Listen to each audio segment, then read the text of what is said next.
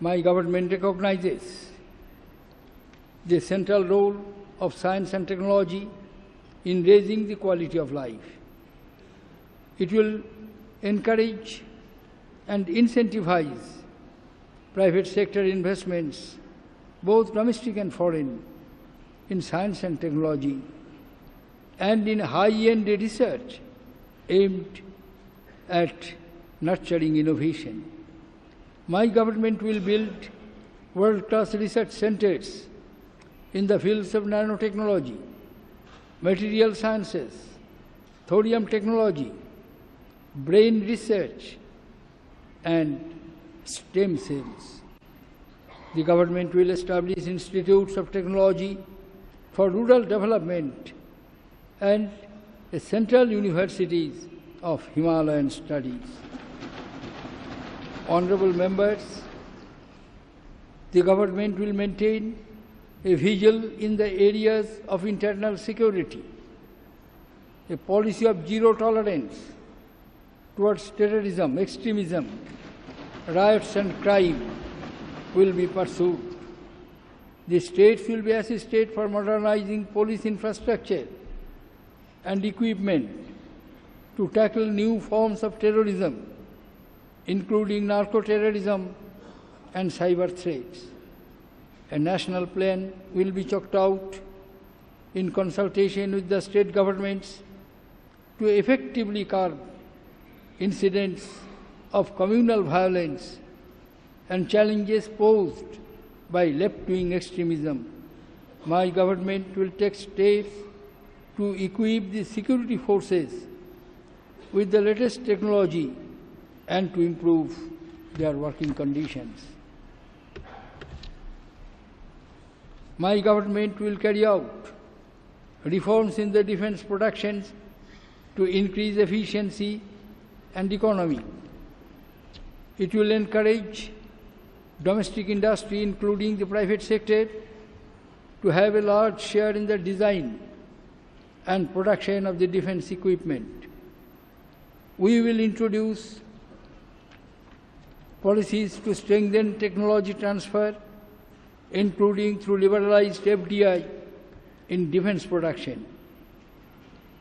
With the readily available skilled human resources, India can emerge as a global platform for defense manufacturing, including software, which will strengthen our defense and spur industrial development as well as exports. The country is proud of its armed forces.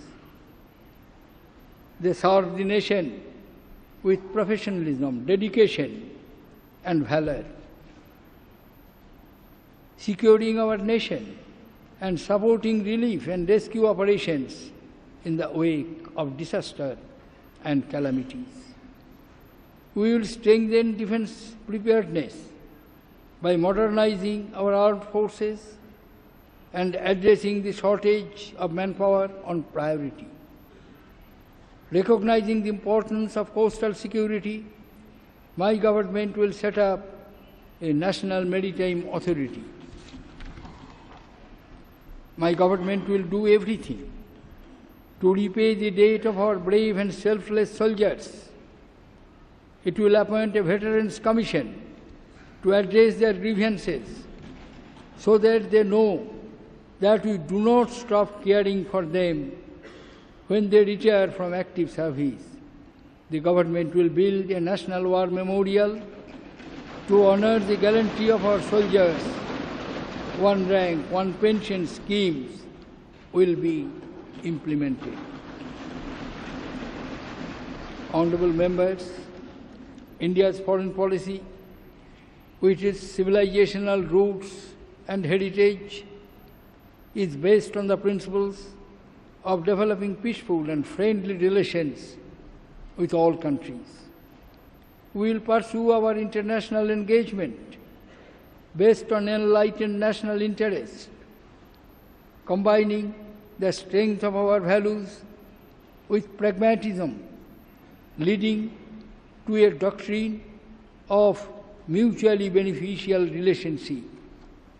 My government is committed building a strong, self-reliant and self-confident India regarding its rightful place in the Committee of Nations.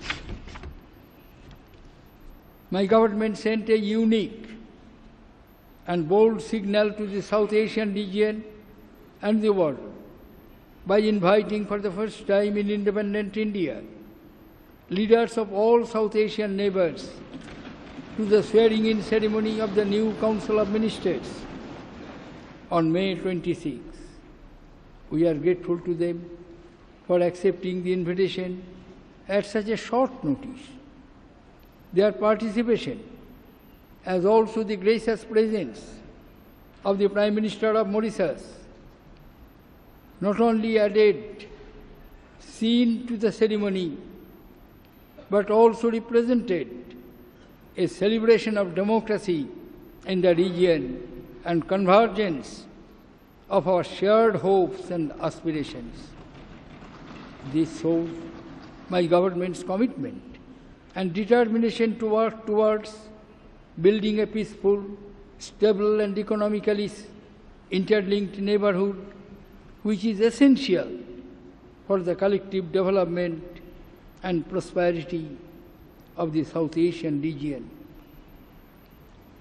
We will further work together with South Asian leaders to revitalize SAARC as an effective instrument for regional cooperation and as a united voice on global issues.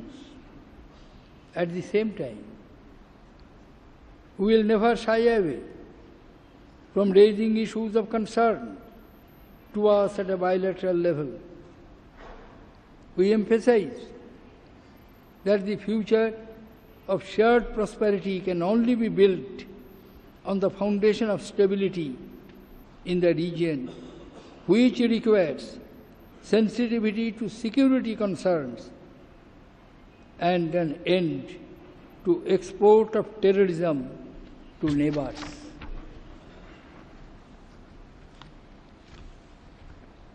Honourable members, my government will engage energetically with other neighbors in our region, including China, with whom we will work to further develop our strategic and cooperative partnership. We will strive to make progress in the many initiatives that are ongoing with Japan, especially in the field of building modern infrastructure in our country. Russia remains a privileged and strategic partner, and my government will build further on the firm foundation of this relationship. India and the United States have made significant progress in developing strategic partnership over the years. My government will bring a renewed vigor to engagement and intensify it in all areas, including trade, investment, science and technology, energy and education. India also values broad-based cooperation with Europe. The government will make concerted efforts to achieve progress in key areas with the European Union as well as its leading members. To fully realize our soft power potential, there is a need to integrate it into our external interchange with particular emphasis on our rich spiritual, cultural and philosophical heritage. The government will revive Brand India riding on our strengths of 5 T's: tradition, talent, tourism, trade and technology.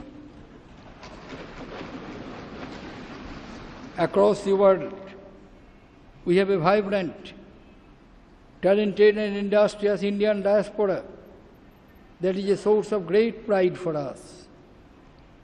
They have done pioneering work in diverse fields, held the highest public offices, and have worked hard to support the localities and families in India.